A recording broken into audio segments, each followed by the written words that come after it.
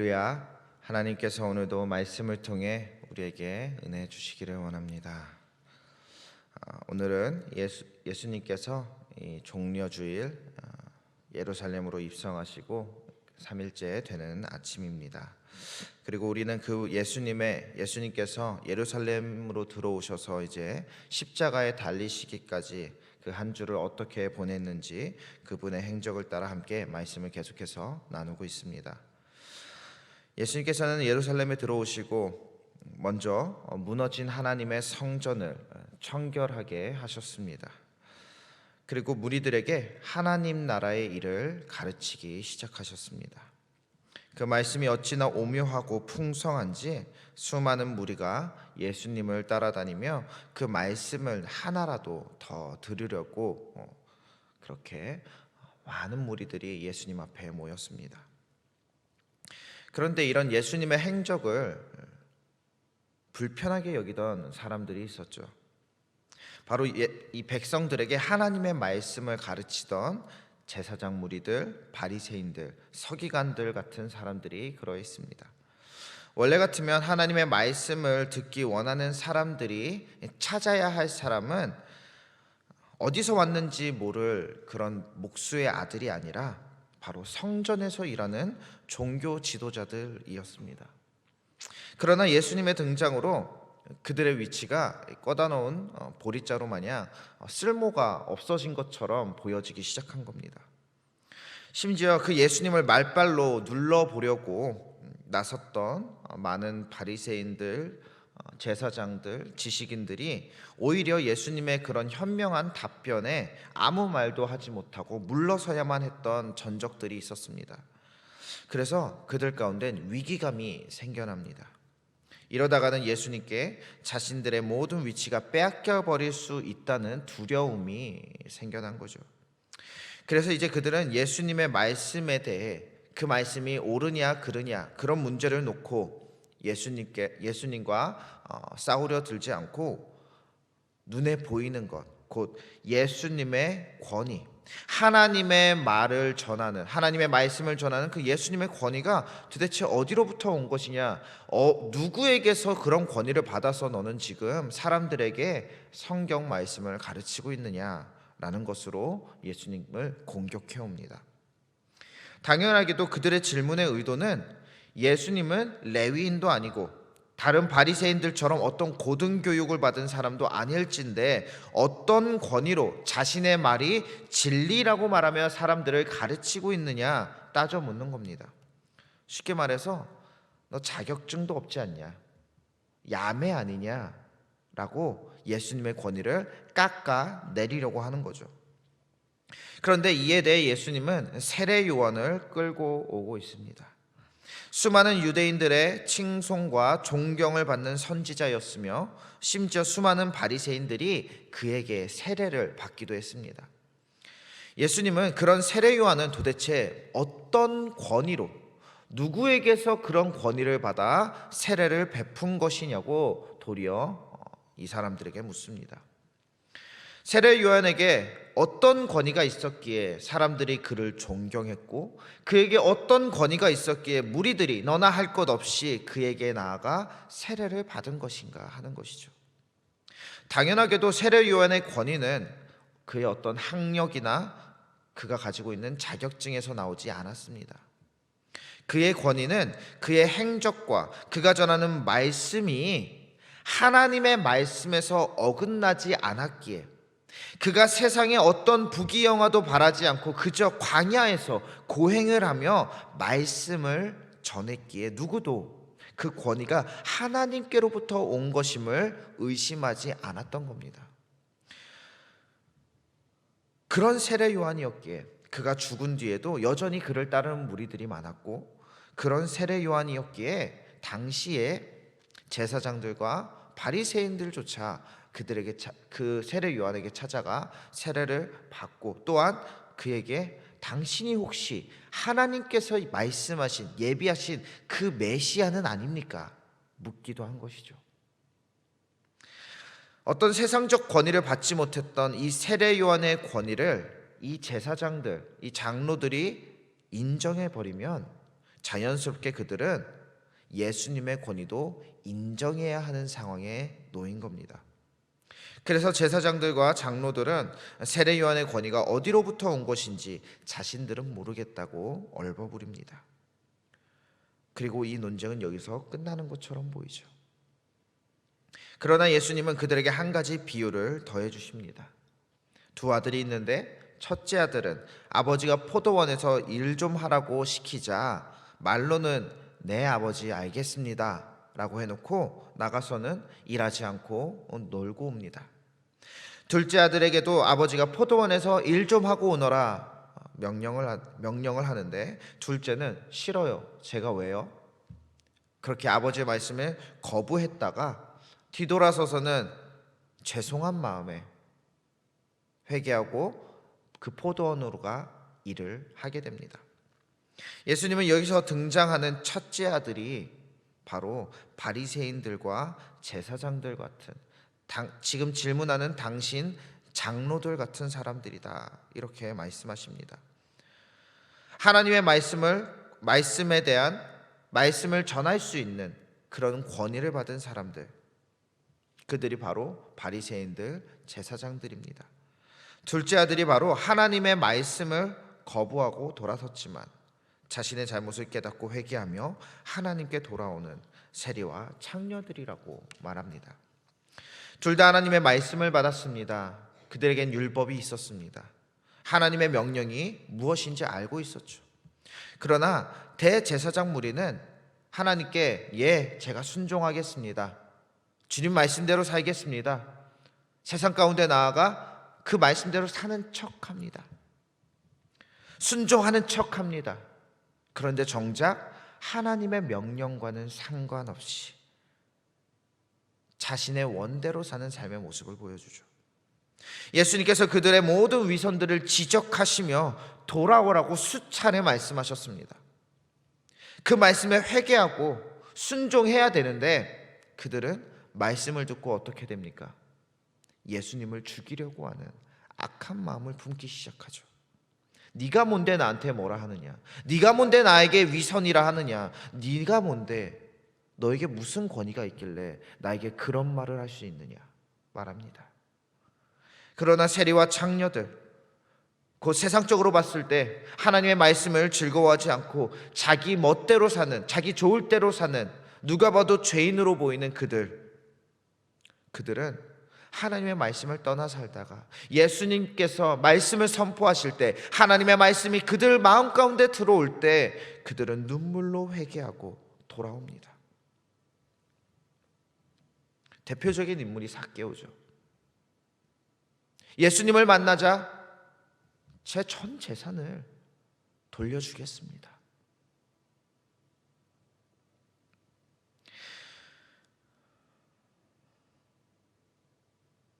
사람들이 죄인이라 여기던 세리와 창녀들은 회개했지만 스스로 죄인이라 여기지 않던 대제사장들, 바리새인들, 서기관들, 장로들은 말씀으로 자신을 찌르는 예수님을 어떻게 하면 죽일 수 있을까? 저 예수만 없으면 우리가 좀 살 것 같은데 라는 생각을 합니다. 그럼 누가 하나님의 사람인가요? 누가 하나님의 권위로 하나님의 뜻을 전할 만한 제목인가요? 바리새인인가요? 세리와 창녀들인가요? 우리는 이 복음서를 보면서 누구보다 당시에 정의롭고 선하다고 여기던 이 종교 지도자들이 자신도 모르는 새에 얼마나 악한 죄악 속에서 그렇게 죄악에 물들어서 살고 있는지 보게 됩니다. 어쩌면 너무도 존경받아 마땅한, 아니 당시에 사람들에게 존경을 받고 있던 이 바리새인들이 한순간에 위선이라는 이 단어와 동의어로 쓰일 정도로 악한 명칭이 되었는지 보게 됩니다. 왜 그렇게 됐을까요? 자신을 돌아보지 않아서 그렇습니다. 자신에 대한 강한 믿음이 있어서 그렇습니다. 나도 언제든지 내가 욕하고 내가 비난하고 있는 저들과 똑같은 죄를 지을 수 있는 죄인이라는 사실, 연약한 자라는 사실을 인정하지 않는 겁니다. 인정하지 않으니 돌아보지 않는 겁니다. 사람들의 비난만 하는 겁니다. 어떻게 그런 죄를 지을 수 있어? 어떻게 그럴 수 있어? 제사장으로 사는 것, 바리새인으로 사는 것, 종교 지도자로 사는 게 얼마나 힘든 일이었겠습니까, 당시에. 보통 사람들이 하지 않는 어떤 고행을 일상으로 여기며 살아가야 하는 것이 그들의 삶이었습니다. 그런데 이들은 그런 어려운 삶을 하나님을 위해서가 아니라, 하나님을 바라보면서 그 삶을 살아간 것이 아니라 그저 자신만을 위해 살아간 것이죠. 그냥 다른 사람들에게 잘 보이고 싶어서, 다른 사람들에게 욕먹기 싫어서, 혹은 다른 사람들의 존경을 받고 싶어서 그런 삶을 유지해 온 겁니다. 하나님 때문에 그들이 그런 삶을 유지해 왔다면 결코 이렇게 자신을 찌르는 말씀 앞에서 사리를 보일 수 없다는 거죠. 하나님께 잘 보이려고 하는 신앙생활이 아니니 어떻게 됩니까? 진리의 말씀, 자신을 찌르는 말씀, 자신의 위치를 위협하는 그 말씀 앞에서 회개가 아니라 분노로 반응하게 되는 겁니다. 하나님께서 우리에게 주시는 말씀은 무엇인가요? 주일 성수 잘 지켜라, 헌금 최대한 많이 내라, 전 재산 다 내라, 쉬지 말고 봉사해라, 이건가요? 이게 하나님이 주신 말씀인가요? 아니죠. 하나님께서 우리에게 요구하시는 말씀은 하나님을 사랑해라. 하나님을 사랑하는 마음으로 제사를 드리며 하나님을 사랑하는 마음으로 하나님께서 기뻐하시는 거룩한 삶의 모습을 되찾아라. 하나님의 형상을 찾아라. 그리고 이웃을 사랑해라. 내 이웃을 하나님을 대하듯이 내가 만나는 이웃 한 명 한 명이 마치 하나님인 것처럼 그들을 사랑하고 그들을 대접해라. 이게 하나님께서 우리에게 가르쳐 주신 율법의 핵심 아닌가요? 그런데 우리는 주일에 교회 좀 나오고 봉사 좀 하고 헌금 좀 잘 내면 내가 뭐라도 되는 줄 알고 뻣뻣하게 목을 세우고 사람들을 향해서 비판의 목소리를 내기 시작합니다. 가만히 앉아서 저 사람 비판하고 이 사람 비판하고 일은 이렇게 해야지 저렇게 해야지, 어느새 하나님을 위한 신앙생활이 아니라 나의 만족을 위한 신앙생활을 하는 사람들이 너무도 많다는 겁니다. 죄송하지만 복음서에 나오는 대제사장 무리, 바리새인들, 예수님을 십자가에 못 박았던 그들과 우리가 뭐가 다르냐는 거죠. 내가 하나님의 나라를 위해 하나님을 바라보며 신앙생활을 하는 게 아니라면 도대체 그들과 우리가 다를 바가 뭐가 있느냐 이겁니다. 예수님께서 우리에게 오신 것은 내가 무엇을 잘못하고 있는 줄도 모른 채 살아가고 있는 우리에게 찾아오셔서 깨우치게 하려고 하는 겁니다. 깨우치게 하셔서 변화되게 하시고 변화되게 하셔서 구원하시려고 우리에게 오셔서 이 말씀들을 주시는 겁니다. 우리가 진리의 말씀을 듣고 그 말씀을 선포하며 또 그 말씀대로 살아갈 때, 그래서 우리에게는 한 가지 권위가 생겨납니다. 어떤 권위냐 하면 사람들에게서 받은 권위가 아니라 하나님께 받은 권위, 세례 요한이 받았던 그 권위, 예수님이 갖고 계셨던 그 권위, 바로 우리 주변 사람들로 하여금 하나님의 말씀을 직면하게 만드는 권위가 생깁니다. 하나님을 바라보게 만드는 힘이 생깁니다. 회개하게 만드는 힘이 생깁니다. 여러분은 끝까지 돌이키지 않는 바리새인이 되고 싶으신가요? 아니면 회개하고 돌아온 창녀와 세리가 되고 싶으신가요? 저는 회개하고 돌아온 바리새인이 되고 싶습니다. 바리새인들이 행하던 신앙생활 그 자체가 잘못된 게 아닙니다. 제사장들이 행하던 그 신앙생활 너무도 고귀하고 경건하고 거룩한 신앙생활입니다. 그 행위 자체가 잘못된 게 아니라 오히려 그들은 훌륭하게 해냈습니다. 그런데 그 신앙생활의 목적과 중심이 그저 삐뚤어져 있을 뿐이었습니다. 그래서 중심만 바꾸면 되는 겁니다. 우리의 중심이 하나님이 될 때 비로소 사람들은 우리를 통해 하나님의 권위를 보게 됩니다. 우리가 세상 가운데 똑바로 살아갈 때, 세상 가운데 내 이득, 내 욕심이 아니라 하나님 앞에서 살아가듯이, 그들을 하나님 대하듯이 대하며 사랑하며 살아갈 때 사람들은 우리를 통해서 하나님을 보게 됩니다. 그 권위를 여러분도 가질 수 있기를 바랍니다. 우리를 통해서 세상을 변화시키기를 하나님께서 기대하시기 때문에 우리를 세상 가운데 보내시는 겁니다. 그게 아니면 매일 교회만 있으면 되죠. 우리가 세상 가운데 나갈 필요가 없으면 매일 이 교회 안에서 같이 기도하고 예배만 드리면 되죠. 하나님께서 뭐하러 우리를 저 세상 밖으로 보내시겠습니까? 우리 한 사람 한 사람이 예수님의 제자가 되어서 예수님을 닮은 사람들이 되어서 예수님의 권위를 가지고 그 세상 가운데 나아가라는 겁니다. 그래서 저 세상을 변화시켜 보라는 겁니다. 그 기대로 하나님께서 우리를 파송하신 겁니다. 우리는 현재 고난주간 중에 있습니다.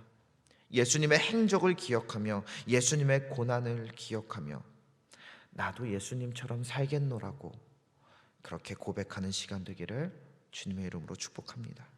같이 기도하겠습니다. 사랑과 은혜가 많으신 하나님 아버지, 우리를 위해 이 땅에 오시고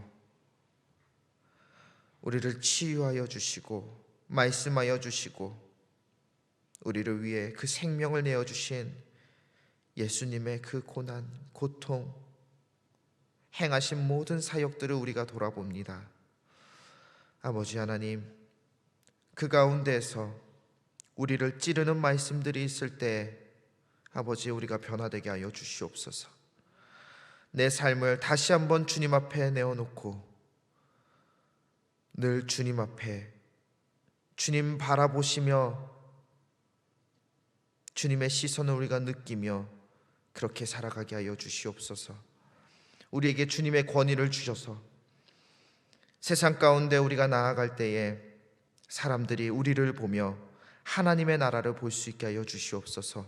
하나님께 영광 돌릴 수 있게 하여 주시옵소서. 우리의 연약한 모습들 다 용서하여 주시고 변화시켜 주시고 주님께서 붙들어 주셔서 오직 주님의 큰 기쁨이 되는 주의 성도들 한 사람 한 사람 되게 하여 주시옵소서. 우리 가운데 수많은 기도 제목들이 있습니다. 몸이 아프고 마음이 병들고 현실적으로 재정적으로 너무 힘든 가운데 주님 붙드는 그 기도의 목소리들 주님 외면하지 마시고 주님께서 전부 들어주시고 주님의 뜻에 합당한 방법으로 우리를 채워 주시옵소서. 오늘도 주님께 올리는 아름다운 손길들이 있습니다. 그 손길들 하나하나 기억하여 주시고 늘 주님과 동행하는 복을 누리게 하여 주시옵소서. 모든 것 감사드리며 살아계신 예수 그리스도의 이름으로 기도드립니다. 아멘.